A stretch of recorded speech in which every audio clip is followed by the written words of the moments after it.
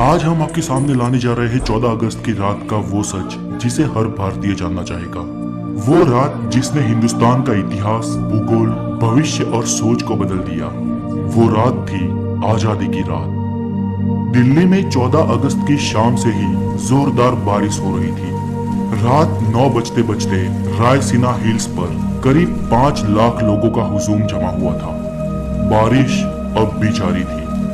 रात को करीब 10 बजे सरदार पटेल, जवाहरलाल नेहरू, डॉक्टर राजेंद्र प्रसाद और माउंट बेटन वाइसरॉय हाउस पहुंचे। 14 अगस्त 1947 की रात 12 बजने में कुछ ही मिनट बाकी थे तब पंडित जवाहरलाल नेहरू ने 2 लाइनें कहकर अपना प्रवचन शुरू किया। At the stroke of the midnight hours, when the world slept, India will be awake to life and freedom. चंद ही मिनटों में 12 बजे और 15 अगस्त का ये दिन भारत के लिए खुशियां लेकर आया। 190 सालों बाद ब्रिटिश हुकूमत से देश स्वतंत्र हुआ था, लेकिन इन खुशियों के साथ उतना ही गम था क्योंकि भारत ने अपना 3,46,737 स्क्वायर किलोमीटर का पूरा विस्तार और करीब 8 करोड़ 15 लाख लोग एक ही रात में गंवा दिए थे। देश 2 टुकड़ों में विभाजित हुआ था, हिंदुस्तान और पाकिस्तान। हिंदुस्तान यूं ही आजाद नहीं हुआ।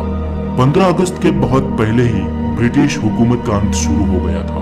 महात्मा गांधी के जन आंदोलन से देश में नई क्रांति की शुरुआत हुई थी, तो एक और सुभाष चंद्र बोस की आजाद हिंद फौज ने अंग्रेजों का जीना दुश्वार कर रखा था।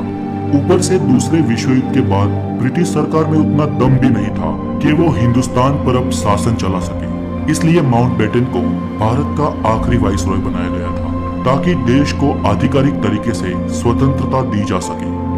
अंग्रेजों ने भारत को शुरुआत में 3 जून 1948 के दिन स्वतंत्र घोषित करने का निर्णय लिया था, लेकिन मोहम्मद अली जिन्ना ने पाकिस्तान नामक अलग मुल्क बनाने की ठान ली थी, जिसके चलते देश में कई जगह पर सांप्रदायिक हिंसा शुरू हो गई। बिगड़ती परिस्थिति को देख अंग्रेज भारत को हो सके इतना जल्दी स्वतंत्र राष्ट्र घोषित कर देना चाहते थे, क्योंकि अंग्रेजों को भी भारत को आखिरकार एक टुकड़े में नहीं लेकिन 2 टुकड़े में विभाजित करना था। स्वतंत्रता के लिए दिन 15 अगस्त ही क्यों चुना गया? तो इसमें ऐसा है कि सिर्फ हम भारतीय ही शुभ और अशुभ में नहीं मानते थे, बल्कि अंग्रेज भी उतना ही मानते थे। माउंट बेटन मानता था कि 15 अगस्त का दिन शुभ है, क्योंकि 15 अगस्त 1945 के दिन ही जापान ने शरणागति स्वीकारी थी और इसके ऑफिशियल साइन 2 सितंबर को हुए थे। इसलिए बेटन के अनुसार 15 अगस्त का दिन मित्र राष्ट्रों के लिए शुभ था। तो फिर रात 12 बजे के वक्त को ही क्यों तय किया गया? तो इसके लिए भारतीय ज्योतिषियों का मानना था कि वो वक्त देश की स्वतंत्रता के लिए शुभ है। तय किया गया था कि पंडित नेहरू को अपनी स्पीच रात 12 बजे से पहले ही समाप्त कर देनी है और रात 12 बजे शंखनाद के साथ भारतीय लोकतंत्र की शुरुआत होगी। ठीक वैसा ही हुआ। 15 अगस्त की सुबह 8:30 पर पंडित नेहरू और उनके कैबिनेट ने पद और गोपनीयता की शपथ ली। रात की लगातार बारिश के बाद सुबह आसमान बिल्कुल साफ था। लोग बेसब्री से इंतजार कर रहे थे आजाद भारत के तिरंगे को लहराते हुए अपनी आंखों से देखने का। देश के तिरंगे को सबसे पहले जवाहरलाल नेहरू ने रात को 12 बजे ही पार्लियामेंट सेंट्रल हॉल में लहराया था और दूसरी बार सुबह 8:30 पर भव्य राष्ट्रध्वज को जनता के सामने ब्रिटिश राष्ट्रध्वज को उतारकर लहराया गया।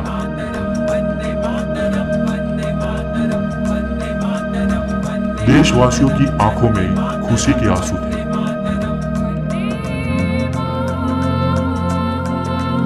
आजादी के बाद 15 अगस्त के दिन ही एक साथ अंग्रेजों ने देश को नहीं छोड़ा। आजाद भारत के कुछ आला अफसर भी कुछ समय तक अंग्रेज ही रहे। 1500 ब्रिटिश सैनिकों की पहली टीम 17 अगस्त 1947 के दिन अपने देश रवाना हुई, तो आखिरी टीम 27 अगस्त 1948 के दिन निकली। दोस्तों, ताज्जुब की बात ये कि लुटेरे अंग्रेज हमारे देश के अतिथि बन के आए हो, उस तरह से उन्हें विदा किया गया। उनकी आखिरी फौज ने जब मुंबई के बंदरगाह से विदाई ली, तब जॉर्ज पंचम को विदाई देने वाला गीत बैंड बाजा के साथ बजाया गया। आजादी से 190 साल पहले भी अमीर चंद और मीर जाफर ने रॉबर्ट क्लाइन का ऐसे ही सम्मान के साथ स्वागत किया था। और फिर क्या हुआ? प्लासी का युद्ध और 190 साल की परतंत्रता। फिर भी हम भारतीय नहीं सुधरे। अतिथि देवो भव के सूत्र को हमने आज भी नहीं छोड़ा, फिर वो अतिथि वाकई देवतुल्य हो या हमें लूटने आया हो। दोस्तों, आज के लिए इतना ही, और देश की इस स्वतंत्रता की कहानी को ज्यादा से ज्यादा शेयर करने की आपकी जिम्मेदारी।